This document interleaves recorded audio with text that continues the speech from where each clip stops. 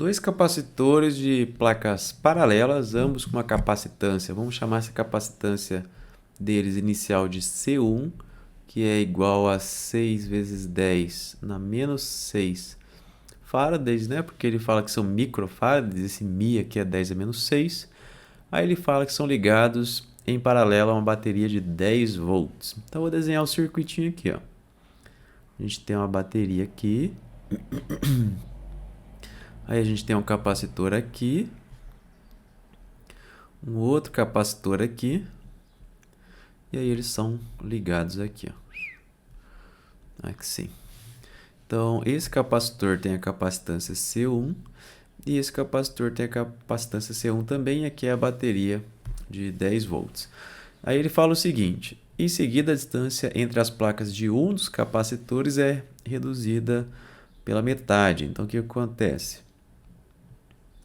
Vamos supor que é o da direita que eu estou mudando, tá?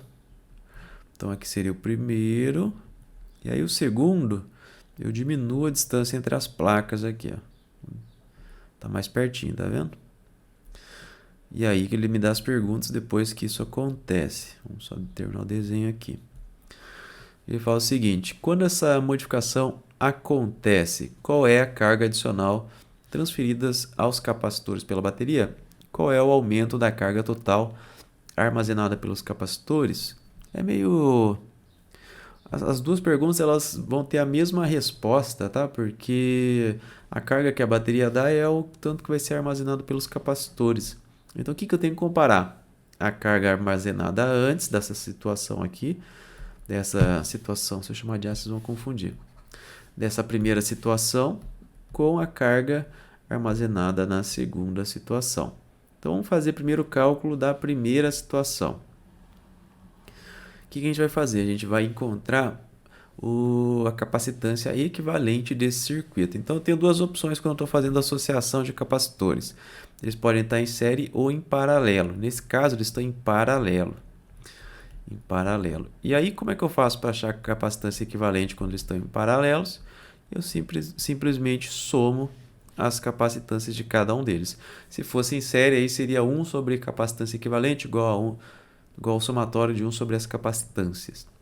Então, nesse caso aqui, ó, bem simples de a gente fazer, ó, a capacitância equivalente, que eu vou chamar de linha, tá? Que é desse circuito aqui, vai ser igual a C1 mais C1, que é igual a 2C1.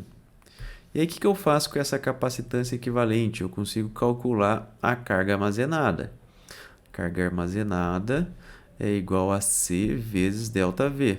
Ou seja, essa Q1, que eu vou chamar ela assim, vai ser igual a capacitância equivalente linha vezes o ΔV. Lembrando que ΔV são 10 volts. É isso que ele diz para a gente ali. Então, beleza, eu posso fazer essa conta aqui, ela é fácil de fazer, ó.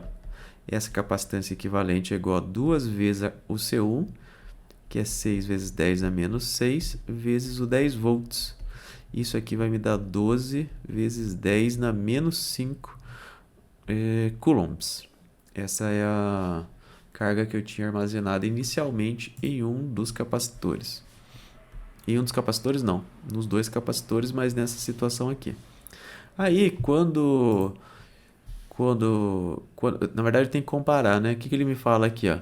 Em seguida, a distância entre as placas de um dos capacitores é reduzida pela metade, então essa distância diminuiu. O que será que vai acontecer com a capacitância dele, que agora eu vou chamar de C2? O C1 dá a mesma, né?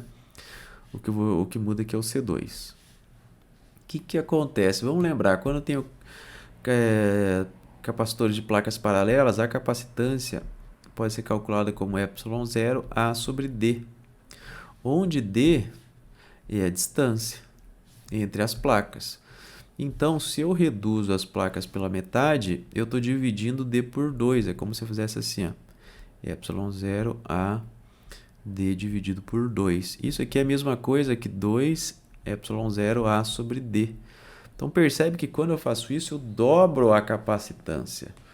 Então, o C2 ele é igual a 2 vezes o C1.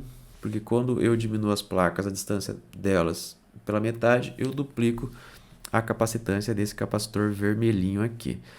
E aí, de novo, o que eu vou fazer? eu vou calcular a capacitância equivalente, que eu vou chamar de C equivalente linha a linha. E de novo, os capacitores estão em paralelo, então é só somar, é só fazer o C1 mais o C2.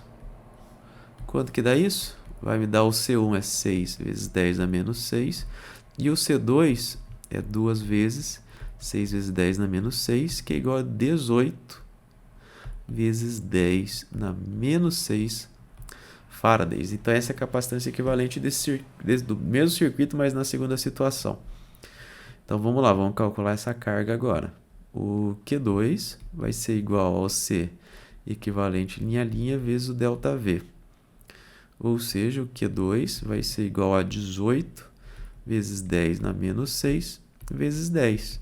Então isso aqui vai me dar 18